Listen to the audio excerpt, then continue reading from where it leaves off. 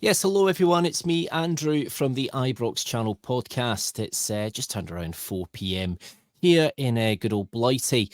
And I thought there's no better time than to have a last minute look into FCSB or Stoya Bucharest to me and you. What are we going to expect from them tonight at Ibrox? Well, it's probably one of the most unpredictable teams I think we can predict, but you know what? They're 6 points out of 6 currently, so we'll delve into that, how they're performing in the league at the minute. And of course, the man that makes our board look competent and sane, Gigi Bucali. We'll all go into that on this little preview pod. So I hope you're all doing well, and I do hope you're getting in the mood for the game tonight, because I think a lot of Rangers fans have found themselves a little bit disheartened with recent results, with comments from the manager in the press conferences, and just the general feeling around the club, which has kind of gone on since the summer, really.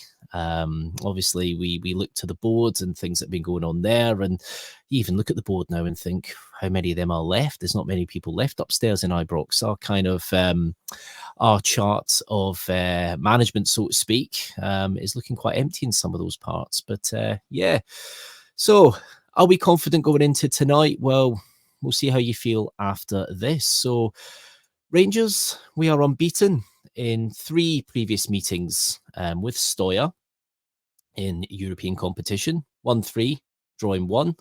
The most recent game was the draw, which was the 1-1 at Ibrox back in the 95-96 Champions League group stage. Yep, those days where we could barely buy a win in Europe. But yeah, if you look across all competitions, Stoya have only lost 1 of the last 4 games against Rangers in all competitions. So they've won their last 2 such meetings with Scottish sides. They beat Motherwell twice in qualifying for the 2009-2010 Europa League, if you do remember that. But then, including qualifiers, we ourselves, Rangers, have lost our last 3 home European matches, which is a stat that you don't see often. I've seen a lot of stuff posted from the Scottish Coefficient Twitter page. If you don't follow them, give them a follow. Absolutely brilliant information. And, we've only lost, I think, about 8 games in the past 20 odd years in European football at Ibrox, which is unbelievable, really. But a lot of them have been coming in the recent times. We would actually have a much better record. So, yeah, we've lost our last 3 home games at Ibrox. We've never lost 4. Could that be tonight? Well, we'll find out. Amazingly, Stoya, they've been conceding a lot of shots, but they've got quite a robust defence. They've only conceded 1 goal in the Europa League. Now, getting into the stats and the teams that they've played, this skews things a little bit, because they've had the kind of perfect start in that respect. Obviously, qualifying, they managed to put out Lask on aggregate 2-1, which came with a last-minute goal at home, in the 93rd minute from Alaru, which put them into the Europa League proper. But the teams they've faced, they obviously faced PAOK from Greece, and it was just before halftime they scored there. They also had a red card in that match, which didn't faze them too much. But then they had a home tie against RFS, where they did win 4-1. They ran out 4-1 winners. The one thing I've noticed from those games, we actually look at the team lineups, they've even changed goalkeepers. So, they don't change things. Well, they change things a lot, which is something that you don't see too much. But yeah, they're not scared to change things up. So yeah, they tend to go with a 4-2-3-1. If you look at their last game against the RFS, they had Berlesia up front. I'm going to butcher these names, so apologies. But a lot of the players that we're looking at that could cause problems, it sounds like won't be making the trip to Ibrox tonight. Gigi Bucali has been quite vocal on FCSB's reserves. That's what he says. Reserves are, going to face Rangers tonight, and he's pretty confident that they'll get a result. I'll be honest with you, Gigi Bucali's Gigi Bucali. I wouldn't trust him to tell me if it's raining outside or not. So it's one of those. But they've had the best start that they could get. You know, they've got 6 points out of 6, but you got to look at the opposition, RFS, and of course PAOK. PAOK. They've a little bit about them. You know, they've been around Europe quite a lot in recent years, but they're not a team that I would worry about too much if we were facing them. Now, on the flip side of that, if you do have a look at their league performances at the minute, so obviously they are sitting fifth in the Romanian top flight on 19 points. At the minute, it's I think it's Junarea Cluj up at the top, Unive Craiova second, CFR Cluj third, Otel in front of them in fourth. But they're probably the most informed team at the minute. So despite them being fifth, they are top of the form tables over the last 5 games. So they've won 3, drawn 2, with a goal difference of 4 over that period. So they've scored 9, conceded 5. Not amazing. They do leak goals.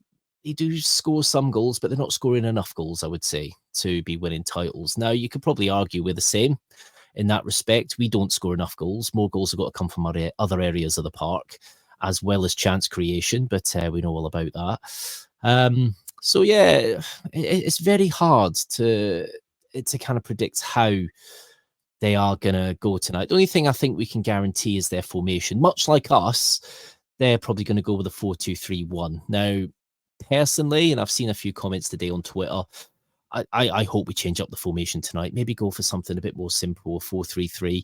I think with the 4-2-3-1 that we currently use, the worrying thing is, you guys probably know as much as I do, that if we do, we'll probably go with the same formation, same lineup that probably faced at Kilmarnock, bar a couple of changes maybe. But we do need to, I think, simplify things a little bit. I think, you know, we're trying to set up a team that's going to be able to create overloads in certain areas and be a nice goal-scoring attacking team, but it's not really working at the minute. We've got great players with great, you know, that have the ability to be our top creators. I think Bajrami is going to be a fantastic creator, and I think this is a game he could really thrive in, especially if there are little pockets of space. But I don't know how they're going to set up, really. We know their formation. I think they are going to go that 4-2-3-1, but I think they could play very similarly to the way Kilmarnock played at the weekend. I think they are going to try and just frustrate us a little bit. It's a difficult one. Now, their man to watch, Balasia, I think that's how you pronounce his name. He's their top goal scorer. Gigi Bakali slapped a massive price tag on his head. And former Ranger, Doran Goyan, remember him? He spoke to the media about his threat and what he does for the side. So he's definitely one of the guys to look out for. Will he feature tonight? Who knows? I've not really seen a lot in the news in regards to their team who's come over on the flight, but yeah, because it's hard to kind of predict how they are gonna be, because obviously Gigi Bakali, he kind of turned up the heat and just was being his usual self. He's predicting a win at Ibrox with the reserves. It's his kind of way of taunting Philippe Clement. But yeah, he reckons he's named the bulk of their team. We'll see about that. And it's a weird kind of setup there. I think any manager going into that Stoya setup knows that you're not going to have as much influence on the team now. Their current manager is Elias Charlombu. I think that's how you pronounce it. We all know that Bakali kind of calls the shots. He'll probably ring him and tell him, we need subs now. At this time, these subs coming on. One thing I noticed over the few games that they have played, they make a lot of substitutes and a lot in one go. So I don't know if that's just to inject energy or if that's just Bakali trying to put as many players on the park as possible for the shop window. So I don't know if that could be part of it. But yeah. One thing that's disappointing, of course, Yanis Hadji wasn't named in the European squad at the time because obviously I didn't think many of us thought that Yanis Hadji would even feature for Rangers again a few weeks ago. But it's a shame he's not in the squad because I think this is a game he would have excelled in, you know, playing against the Romanian team. I think he would have really enjoyed that, and I think he would have had a point to prove to some people back home. I think. I think that would have been a good game for him. So it's a shame. Obviously, Danilo is back, but he's not able to feature in the Europa League because he wasn't named in the squad. He played against Stenhousemuir for the B team midweek in a fantastic 4-1 win, which is a game that I think in that kind of Challenge Cup that we probably would come unstuck. So it'll be interesting to see if we can go all the way in that. It'd be absolutely interesting to see if we can do that. That's a fantastic result of a Stenhousemuir, of course, with Curtis as well bagging a couple of goals. But yeah, obviously Hadji featured in that game. Lovelace featured in that game. Lovelace was withdrawn early on in that game, I think, to be put into the first team setup. So I think they want to make sure that he was okay. It's a shame because Lovelace, he was fantastic down at Millwall. The Millwall fans loved him. And when he actually did come into the Rangers side last season against St Mirren, he was looking like quite an outlet there on the wing. But sadly, of course, like every Rangers player that shows a bit of promise, suddenly gets injured and they're never seen again. So, yeah, he's had quite a few injuries now. So it'll be interesting to see if he can sustain a run now of games. Interestingly, obviously, Stoya, they did win the league in Romania last year. They had, I think, they were kind of the only team that ever went on a run. I think the longest amount of games won in that league. In the Liga I think they call it, or Liga 1. The record was held by Stoya with winning 5 games in a row. It was their 27th league title last season as well. So obviously they know about winning a league there. But that just shows you the competitiveness of the league, that really the only longest winning run for any team in that league was 5 games. And you can see by a lot of the results, some of them are close games. There can be 4-3s, 5-3s. You know, they do concede goals. Now, for us, it's weird when we play some of these teams at Ibrox. You could see it last season when we played Aris Limassol. They did frustrate us quite a bit, didn't they? Teams like that, when they come to Ibrox, I think there's a bit of a psychological thing. I think we do struggle maybe a little bit to get up for it as a team. And it's not something I really would want to say, but it just feels that way. You know, if you're facing a big team at Ibrox, we tend to come out the traps and play some nice football. Obviously, sadly, we were trying to play some nice football against Leon, but we just couldn't deal with them on the break at all. Just not could deal with Lacazette and co. We just really struggled. And that is a little bit of a worry defensively. Now, are FCSB in any way, shape, or form like Leon? No, they're not. So, yeah, it's one of those. Now, they're used to playing in front of big crowds. Their home stadium holds about 56,000. Now, have they had 56,000 there in a long time? Probably not. Probably when they won the league, maybe, but that's probably about it. But yeah, they'll be looking to take something from the game tonight. I think Gigi Bacali will be giving them the team talk, I think. Yeah. So yeah, it's is their captain going to make it? Olaru? I still don't know. Yeah, it'll be interesting to see the team sheet. Now, as I've said, I'm not completely au fait with Stoya, but the teams do change quite a lot in the last couple of European matches. You know, there's a lot of players that just aren't there. You know, they do move things around a lot. Like, for example, against PAOK, they had Constellius up in behind the main striker, Shalov. And then in the last game, for example, in the qualifiers, it was Alaru and Tanase who was up front. And the wingers completely different. Despodov and Tyson against PAOK, and against Lask, it was Baluta and Mikliescu. So, yeah, they're right. They're on 6 points out of 6, which it's great for a team like them, but they've not faced anybody really of any great concern. Now, you can only beat who's in front of you. That is true. I'd be saying the same for us, if I'm being completely honest, but they don't score a lot of goals. They concede a fair few. I think we can make a lot of comparisons with ourselves. That defense can be got at. I think personally, at home, we should be beating them. If we can put in a performance like we did against Malmo, then we should be beating them. But It depends. We need to see a response from this squad tonight. We really do. I'm hoping it's more hope than anything, but I am hoping we set up slightly differently tonight. I hope we abandon this kind of 4-2-3-1. Like I said earlier, I don't think Dessers, when he's out of form, which he is at the minute, if he's out of form, I don't think he can be that number 9 where he's doing a lot of the other stuff as well. Now, he's very capable of doing a lot of stuff off the ball. We've seen it from him before in games and linking up, but when he's out of form, he doesn't seem to do it. Also, is it going to be Barron and Diamande together?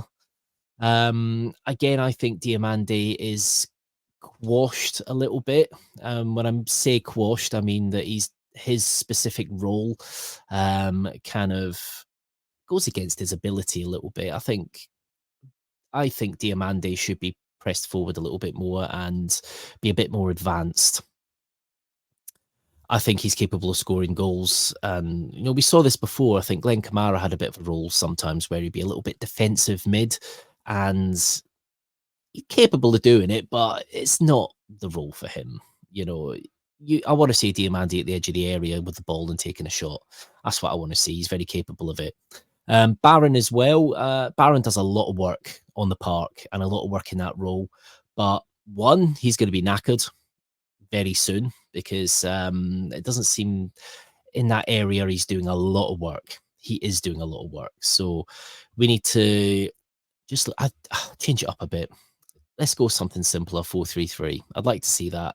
That'll be a little bit more direct. Now, obviously, this could turn into a game where both of us start punting long balls forward, because I've seen that from Stoya. We try and do it to kind of feed off the second ball. We'll punt the ball forwards and then hope that our press, while they're trying to regain that possession, we can nick the ball there in a more advanced area. So I get why it's done, but we just need to be direct tonight. Direct, straightforward, workman-like performance. We can't have a repeat of Kilmarnock. Now, my personal opinion, Clement's here for the long run. He is. Am I happy about that? I am very in the middle. Now, we can't. It's true what Bennett said earlier in the season. We can't be sacking managers all the time. You just can't do it. But if somebody has lost the dressing room, which we've had some comments on Super Scoreboard from Marvin Bartley, who clearly does have contact with somebody at Rangers, and it does sound like there might be a little bit of a loss of the dressing room. Once the dressing room's fully lost, the manager's done. It doesn't matter. Now, we've seen Jack Butland come out in recent weeks with comments that kind of contradicted Clement. We've seen Balogun as well.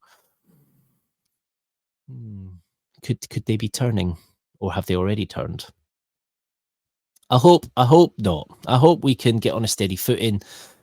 My prediction for tonight, I'm going 2-0 Rangers. I think it's going to be a hard-fought game.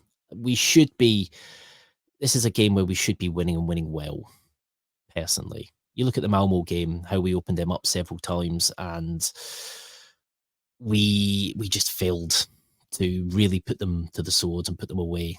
But I think it'll be a very similar. When I mean similar, I mean in respect to missing some chances. I think there will be chances. I think we'll miss a lot. We just don't seem to really bury a lot of our chances. It'll be a 2-0. It'll be a workmanlike performance. It'll be like playing against an SPFL side for me. I really do think that. I'd like to know what you guys think, so please let me know in the comments about what you think. So I'll be down at the London branch tonight, so please, if you are in London or the southeast, head down to Tooley Street to the Bermondsey Beer Killer, and yeah, it's a great place to be. It's if you do join the London branch, which has been going since 1961, you get a nice little card and some little bits, and the card gives you 10% discount on the booze at the Bermondsey Beer Killer, which in London is a lot of money. 10%. If you ever bought a beer in London, then you'll know. So yeah, I'll be down there. I'll be bringing a couple of little microphones with me tonight, so I'll be getting some of the kind of fan kind of reaction before the game, at halftime, and hopefully at the final whistle as well, if everybody hasn't cleared out, because it's been a disaster. But yeah, if you are down at the London branch, which is at the Bermondsey Beer Keller on Tooley Street, just under London Bridge, so the nearest transport links is London Bridge Underground and London Bridge National Rail, then do come over and say hi. I will be there. And if you've got an opinion, then do let us know. But yeah, sorry it's not as in-depth as I'd have liked to have been, but there's not really a lot I can pull from Stoya. Essentially, they are run by a Bond baddie who pulls all the strings, and it's very likely he's playing the mind games, but he wants to focus on the game at the weekend, against, I think, the other Bucharest side. I think Dinamo Bucharest, I think they're playing. Or it could be Rapid, sorry. I think it's Rapid Bucharest they're playing. So, yeah, obviously they want to focus on that and climb the table more. They're the informed team at the minute. That's the one thing that I look at the minute, them being the informed team, and the form table over the last 5 games. They've been the better of the teams in the league. So they are on an upward trend. So we'll see what happens tonight. I think 2-0. Let us know what you think down in the comments. This video is obviously going out on YouTube, going out on TikTok. And so, yeah, do comment. This is also going out on the usual podcast feeds as well. So Apple Music, or sorry, not Apple Music, Apple Podcasts, Amazon Podcasts, Spotify, you name it, it will be there. So, yeah, thank you ever so much for listening. And I'll be back with a pod, hopefully, over the next couple of days. And we will see where we're at. So thank you for listening. This is the Ibrox Channel Podcast. I'm Andrew. And see you soon. Cheery bye, guys.